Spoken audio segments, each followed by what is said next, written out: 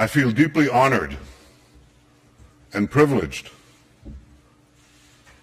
to stand here before you today representing the citizens of the State of Israel. We are an ancient people. We date back nearly 4,000 years to Abraham, Isaac, and Jacob. We have journeyed through time. We've overcome the greatest of adversities.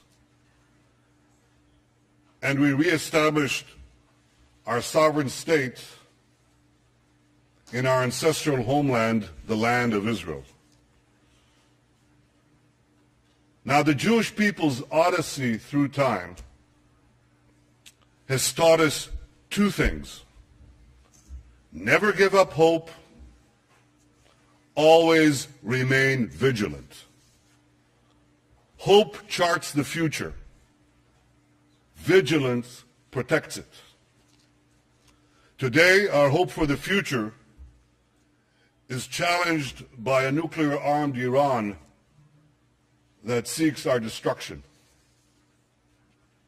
But I want you to know that wasn't always the case. Some 2,500 years ago, the great Persian king Cyrus ended the Babylonian exile of the Jewish people. He issued a famous edict in which he proclaimed the right of the Jews to return to the land of Israel and rebuild the Jewish temple in Jerusalem. That's a Persian decree. And thus began an historic friendship between the Jews and the Persians that lasted until modern times. But in 1979, a radical regime in Tehran tried to stamp out that friendship. As it was busy crushing the Iranian people's hope for democracy, it also led wild chants of death to the Jews. Now, since that time, presidents of Iran have come and gone. Some presidents were considered moderates, others hardliners. But they've all served that same unforgiving creed, that same unforgiving regime. That creed that is espoused and enforced by the real power in Iran, the dictator known as the supreme leader.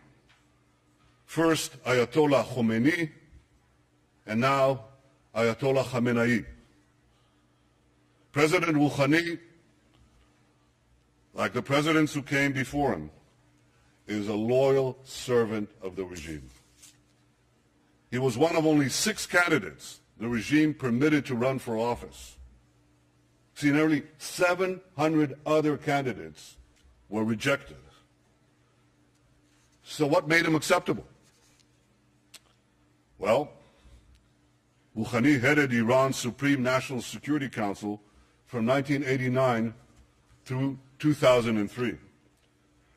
During that time, Iran's henchmen gunned down opposition leaders in a Berlin restaurant.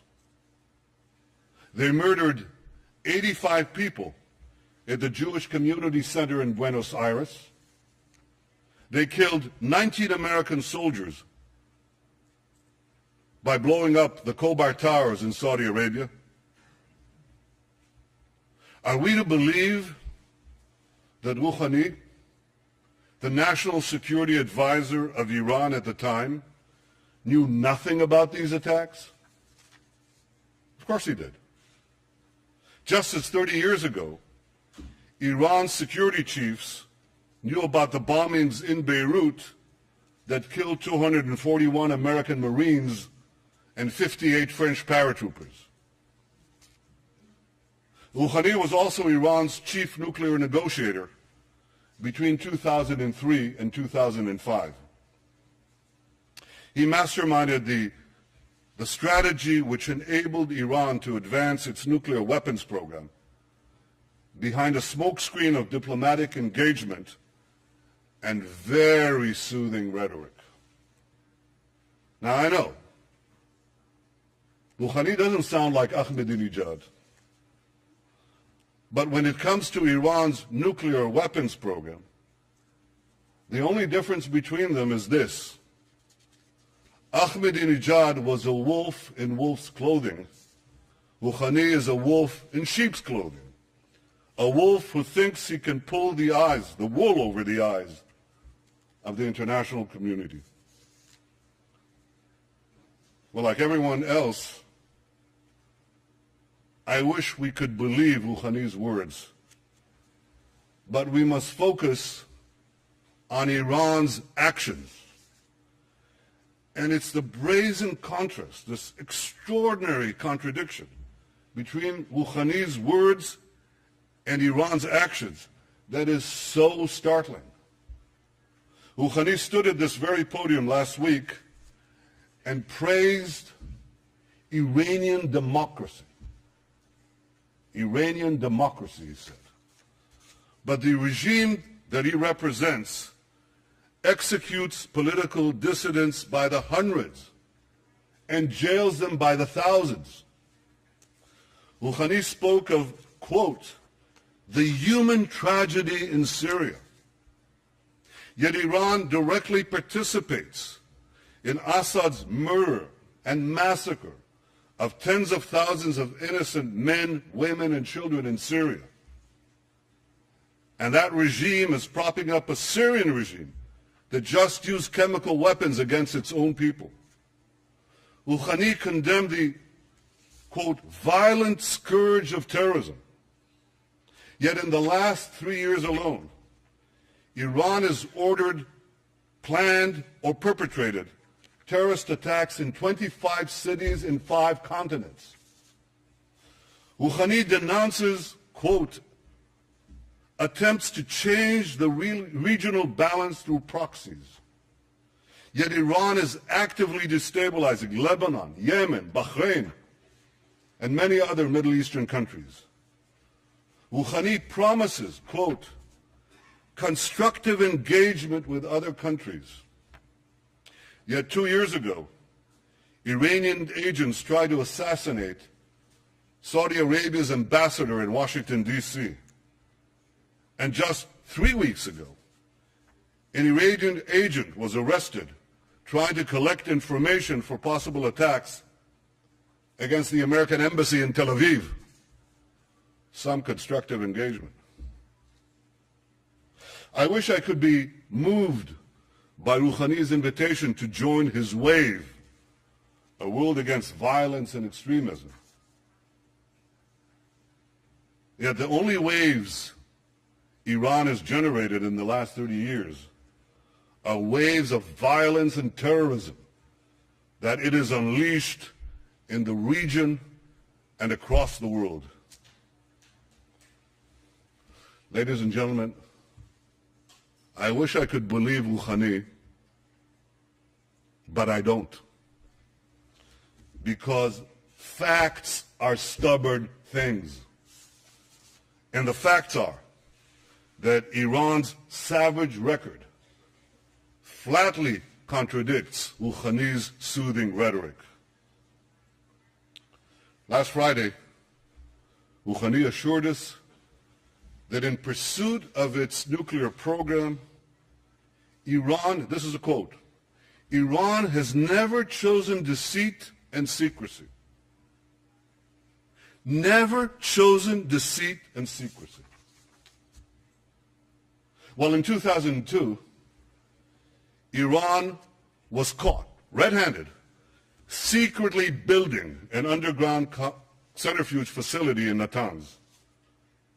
And then, in 2009, Iran was again caught red-handed, secretly building a huge underground nuclear facility for uranium enrichment in a mountain near Qom.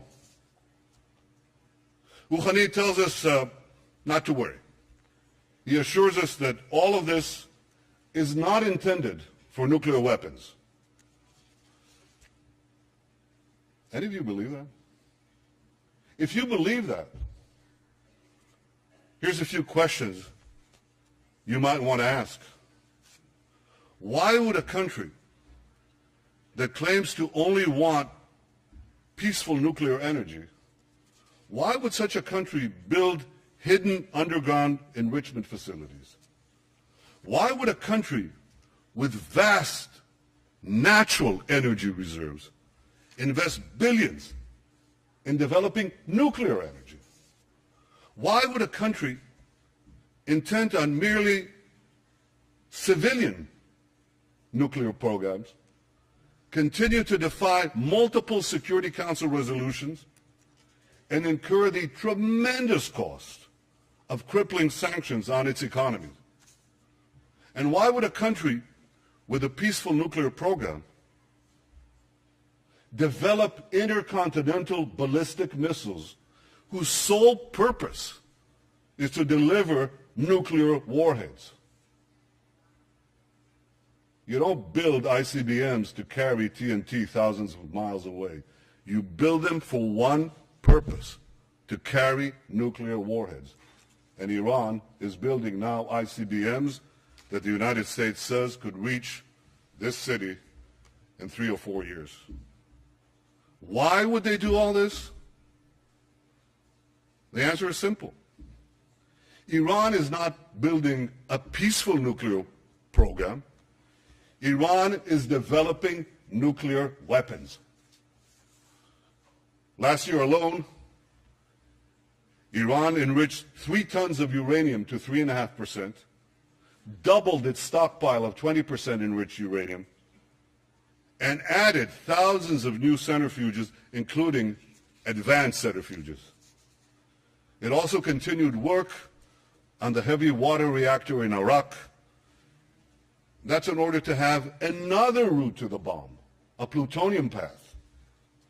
And since Rouhani's election, and I stress this vast and feverish effort has continued unabated.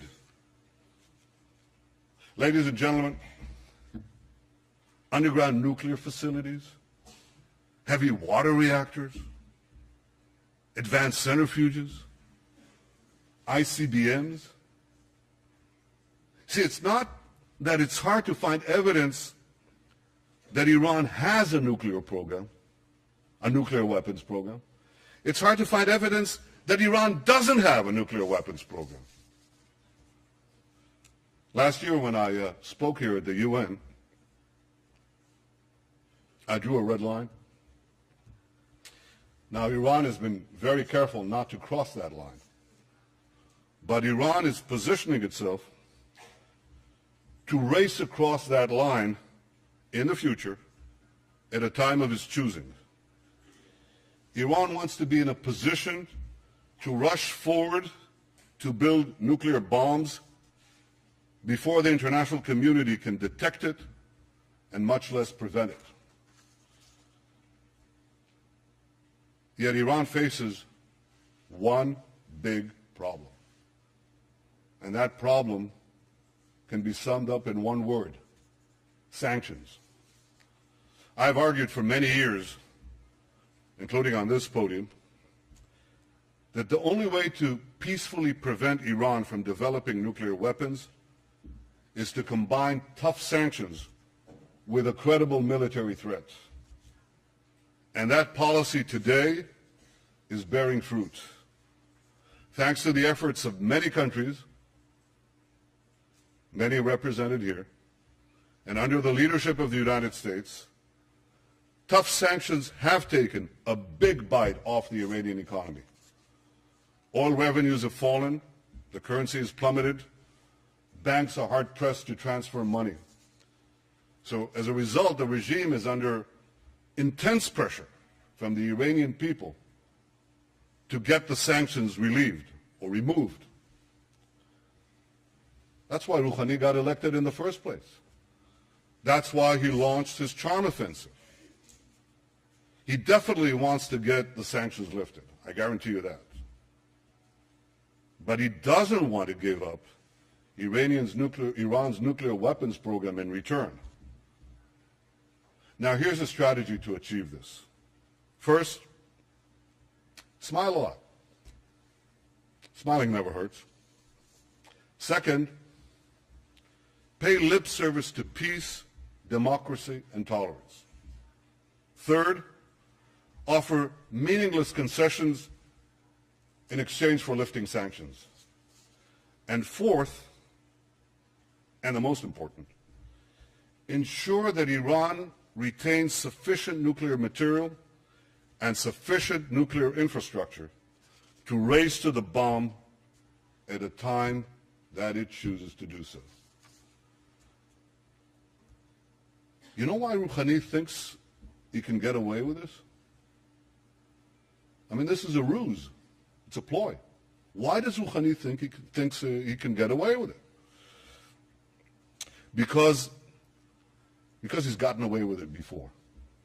Because his strategy of talking a lot and doing little has worked for him in the past. He even brags about this. Here's what he said in his 2011 book about his time as Iran's chief nuclear negotiator. And I quote, "While we were talking to the Europeans in Tehran, we were installing equipment in Isfahan." Now, for those of you who don't know, the Isfahan facility is an indispensable part of Iran's nuclear weapons program. That's where uranium ore called yellow cake is converted into an enrichable form. Rouhani boasted, and I quote, "By creating a calm environment, we were able to complete the work in Isfahan." He fooled the world once. Now he thinks he can fool it again. You see, Rouhani thinks he can have his yellow cake and eat it too. And he has another reason to believe that he can get away with this. And that reason is called North Korea. Like Iran, North Korea also said its nuclear program was for peaceful purposes. Like Iran, North Korea also offered meaningless concessions and empty promises in return for sanctions relief. In 2005, North Korea agreed to a deal that was celebrated the world over by many well-meaning people. Here's what the New York Times editorial had to say about it. Quote, "For years now, foreign policy insiders have pointed to North Korea as the ultimate nightmare, a closed, hostile, and paranoid dictatorship with an aggressive nuclear weapons program. Very few could envision a successful outcome, and yet North Korea agreed in principle this week to dismantle its nuclear weapons program, return to the NPT, abide by the treaty's safeguards, and admit international inspectors. And finally, diplomacy, it seems, does work after all." Ladies and gentlemen, a year later, North Korea exploded its first nuclear weapons device. Yet, as dangerous as a nuclear-armed North Korea is, it pales in comparison to the danger of a nuclear-armed Iran. A nuclear-armed Iran would have a chokehold on the world's main energy supplies. It would trigger nuclear proliferation throughout the Middle East, turning the most unstable part of the planet into a nuclear tinderbox. And for the first time in history, it would make the specter of nuclear terrorism a clear and present danger. A nuclear-armed Iran in the Middle East wouldn't be another North Korea. It would be another 50 North Koreas. Now, I know that some in the international community think I'm exaggerating this threat. Sure, they know that Iran's regime leads a these chants, death to America, death to Israel, that it pledges to wipe Israel off the map. But they think that this wild rhetoric is just bluster for domestic consumption. Have these people learned nothing from history? The last century has taught us that when a radical regime with global ambitions gets awesome power, sooner or later, its appetite for aggression knows no bounds. That's the central lesson of the 20th century. And we cannot forget it. The world may have forgotten this lesson. The Jewish people have not. Iran's fanaticism is not bluster. It's real. This fanatic regime must never be allowed to arm itself with nuclear weapons. I know that the world is weary of war. We in Israel, we know all too well the cost of war. But history has taught us that to prevent war tomorrow, we must be firm today. And this raises the question, can diplomacy stop this threat? Well, the only diplomatic solution that would work is one that fully dismantles Iran's nuclear weapons program and prevents it from having one in the future. President Obama rightly said that Iran's conciliatory words must be matched by transparent, verifiable, and meaningful action. And to be meaningful, a diplomatic solution would require Iran to do four things. First, cease all uranium enrichment. This is called for by several Security Council resolutions. Second, remove from Iran's territory the stockpiles of enriched uranium. Third, dismantle the infrastructure for a nuclear breakout capability, including the underground facility at Qom and the advanced centrifuges in Natanz. And four, stop all work at the heavy water reactor in Iraq aimed at the production of plutonium. These steps would put an end to Iran's nuclear weapons program and eliminate its breakout capability. There are those who would readily agree to leave Iran with a residual capability to enrich uranium. I advise them to pay close attention to what Rouhani said in a speech to Iran's Supreme Cultural Revolutionary Council. This was published in 2005. I quote, here's what he said. A country that could enrich uranium to about 3.5% will also have the capability to enrich it to about 90%. Having fuel cycle capability virtually means that a country that possesses this capability is able to produce nuclear weapons. Precisely. This is why Iran's nuclear weapons program must be fully and verifiably dismantled. And this is why the pressure on Iran must continue. So here's what the international community must do. First, keep up the sanctions. If Iran advances its nuclear weapons program during negotiations, strengthen the sanctions. Second, don't agree to a partial deal. A partial deal would lift international sanctions that have taken years to put in place in exchange for cosmetic concessions that will take only weeks for Iran to reverse. Third, lift the sanctions only when Iran fully dismantles its nuclear weapons program. My friends, the international community has Iran on the ropes. If you want to knock out Iran's nuclear weapons program peacefully, don't let up the pressure. Keep it up. We all want to give diplomacy with Iran a chance to succeed. But when it comes to Iran, the greater the pressure, the greater the chance.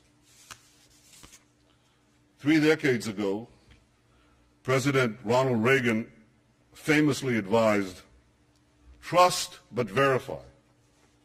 When it comes to Iran's nuclear weapons program, here's my advice. Distrust, dismantle, and verify. Ladies and gentlemen, Israel will never acquiesce to nuclear arms in the hands of a rogue regime that repeatedly promises to wipe us off the map. Against such a threat, Israel will have no choice but to defend itself. I want there to be no confusion on this point. Israel will not allow Iran to get nuclear weapons. If Israel is forced to stand alone, Israel will stand alone. Yet in standing alone, Israel will know that we will be defending many, many others. The dangers of a nuclear-armed Iran and the emergence of other threats in our region have led many of our Arab neighbors to recognize, finally recognize, that Israel is not their enemy.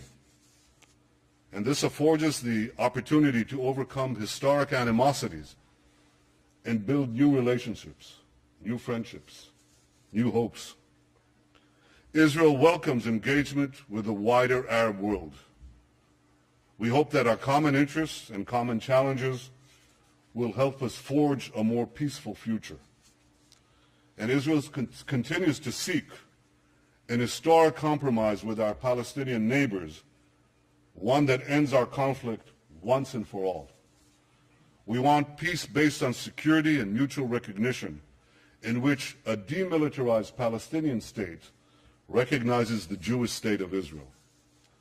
I remain committed to achieving an historic reconciliation and building a better future for Israelis and Palestinians alike.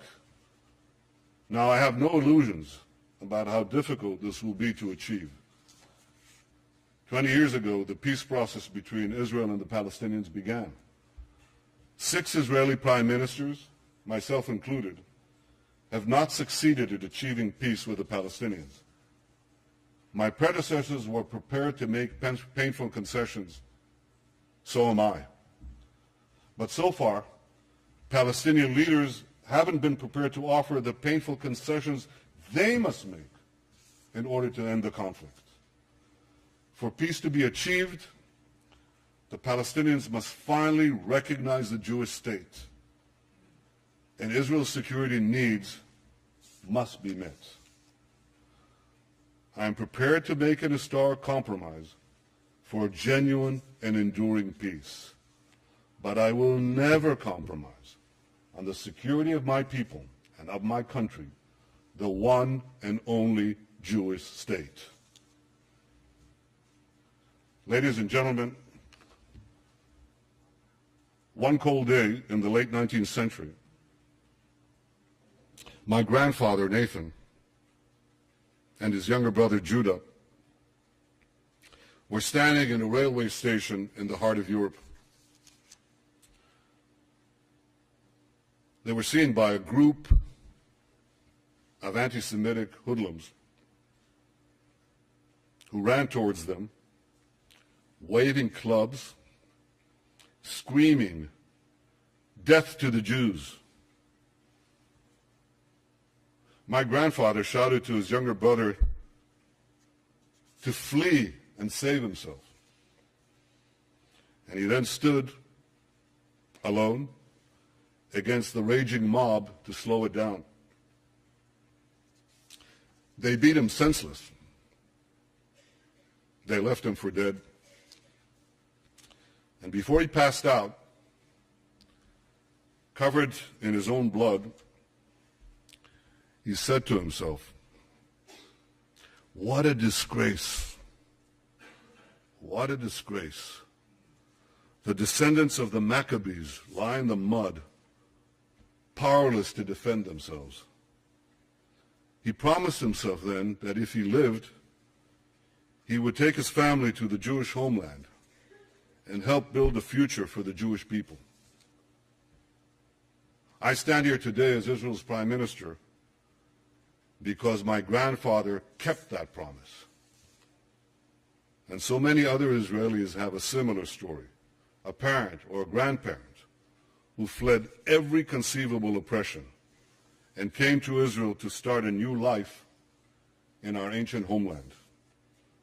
Together we've transformed a bludgeoned Jewish people, left for dead, into a vibrant, thriving nation, defending itself with the courage of modern Maccabees, developing limitless possibilities for the future. In our time, the biblical prophecies are being realized.